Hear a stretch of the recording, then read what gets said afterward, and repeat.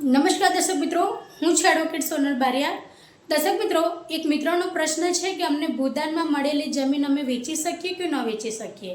તો દર્શક મિત્રો, જો ભૂદાન એટલે શું, તો સૌથી પહેલાં તમને જણાવી દઉં કે સરકારશ્રી તરફથી જે વ્યક્તિ જમીન વિહોણા હોય, ગરીબ વર્ગના હોય, તેમને જે સરકારશ્રી તરફથી મળવાપાત્ર જે જમીન છે તેને ભૂદાન કહેવાય છે।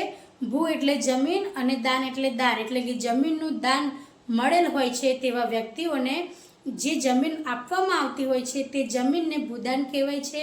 આ જે જમીન છે તે જે વ્યક્તિને મળવાપાત્ર છે તે વ્યક્તિ કોઈપણ સંજોગોમાં વેચી શકે નહીં। અને દર્શક મિત્રો, તે જમીન ખેતી કરવા માટે આપવામાં આવતી હોય છે, એટલે તેઓ એ જમીન પર ખેતી કરવું એ આવશ્યક છે। તે જમીનને પડતર પણ રાખી શકાય નહીં।